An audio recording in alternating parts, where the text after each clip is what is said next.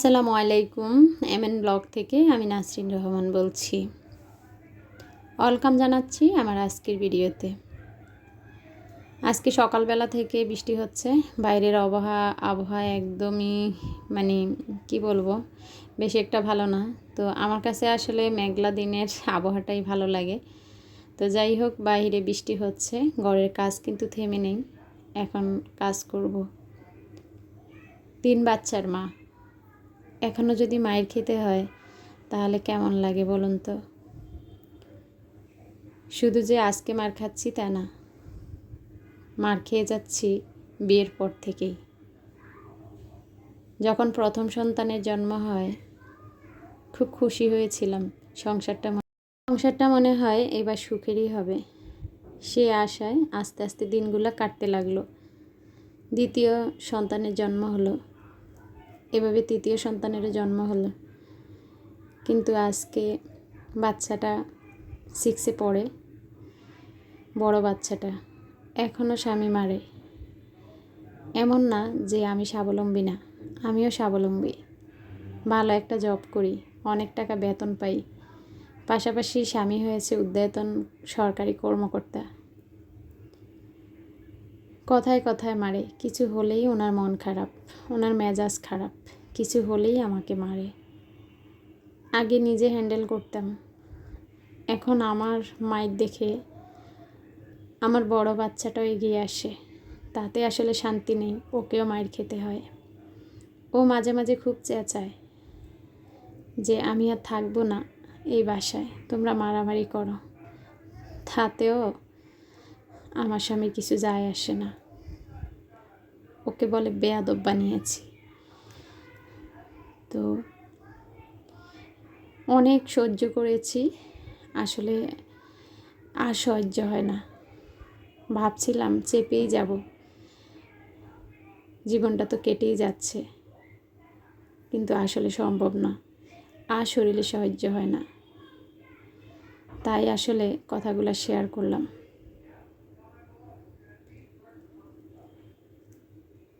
মা বাবাকে বলেছি যে এই সংসারে আর থাকবো না। মা বাবা বলে মেয়েদের জীবনে নাকি স্বামী অনেক গুরুত্বপূর্ণ।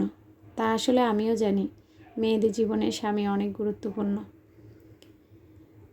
কিন্তু আসলে এত মায়ের খাওয়া কি গুরুত্বপূর্ণ? অনেকবার বড় সন্তানকে নিয়ে পুলিশের কাছে যেতে চেয়েছিলাম, কিন্তু কেন জানি বারবার আবার ফিরে এসেছি। মনে হয় সংসারটা টিকাতে পারবো, কিন্তু তার কিভাবে হচ্ছে। গত 2 দিন আগেও আমাকে খুব মেরেছে, অনেক মেরেছে। আসলে টিকতে পারি না। মাঝে মাঝে মনে হয় আত্মহত্যা করি, কিন্তু সেটা মহাপাপ। যখনই ছোট ছোট বাচ্চাগুলোর কথা চোখের সামনে ভেসে ওঠে, আমি চলে গেলে ওদের কি হবে, তখন আর পারি না। কিন্তু কেন জানি এখন মনে হয় যা হবার হবে, কিছু একটা করতে হবে।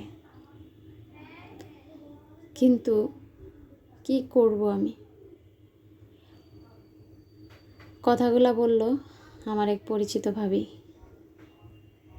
ভাইয়া ঊর্ধ্বতন সরকারি অনেক বড় কর্মকর্তা, আমি ওনার নাম এগুলা না বলাই ভালো।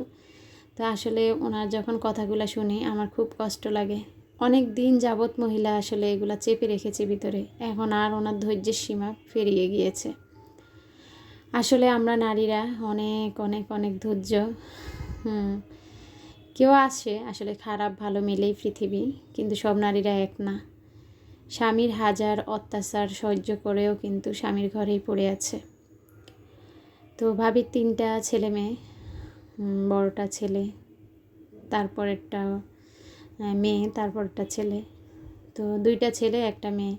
উনি সবসময় বলে যে হয়তো আমরা ভালো থাকবো আলাদা হয়ে গেলে, ভাবিও জব করে, ভালো একটা বেতনের স্যালারি পায়, তো আমার বাচ্চাদের কি হবে, এটা ভেবে ভেবেই আসলে বড় বাচ্চাটা এখন প্রাথমিক পেরিয়ে গিয়েছে। তো আসলে আমি যখন ওনার এই কথাগুলো শুনি না, মাঝে মাঝে ভাবি 2টা মেয়েকে অনেক শিক্ষিত বানাবো, নিজের পায়ে নিজে দাঁড়াবে। আসলে আবার ভাবি শিক্ষিত হয়েও মার খাচ্ছে, জব করেও মার খাচ্ছে, লাখ টাকা বেতন পেয়েও মার খাচ্ছে। তো এগুলা মনে পড়লে কিছুই ভালো লাগে না। আসলে আমি মনে করি কি, টাকা মানুষকে সুখ দিতে পারে না।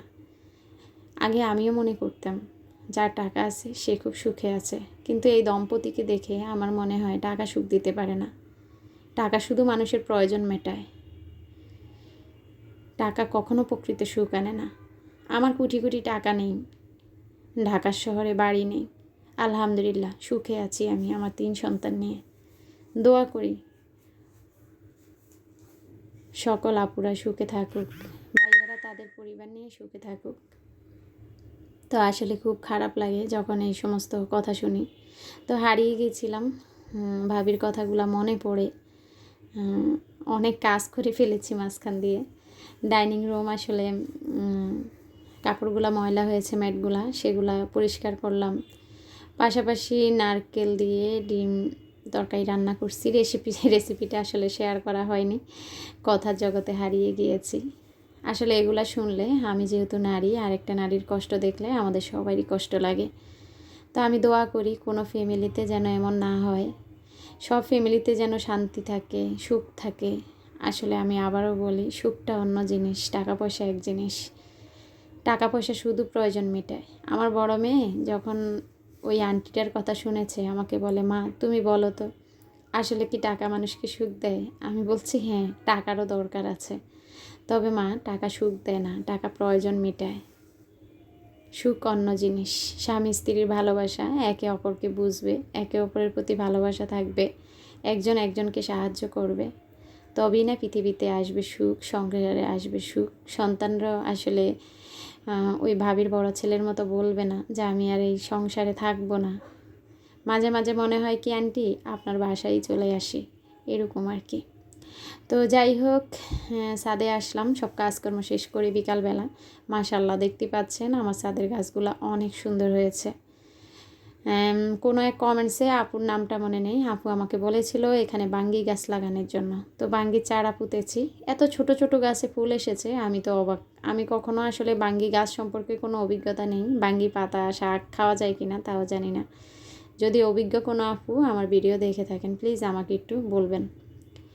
তো এগুলাতে কি স্বাদ দেই, ছাদের গাছগুলা কিভাবে এত সুন্দর, অনেক আপুদের প্রশ্ন। তো ভিডিওটা যেহেতু আমার শেষ হয়ে আসছে, আজকে আর বলতে পারতেছি না। অন্য একটা ভিডিওতে গাছের আপডেট দেখাবো এবং গাছ সম্বন্ধে বলবো। আজকে আমি বিদায় নিব। সবাই ভালো থাকবেন, সুস্থ থাকবেন, বেঁচে থাকলে আবারও ভিডিও নিয়ে হাজির হব। আল্লাহ হাফিজ, আসসালামু আলাইকুম।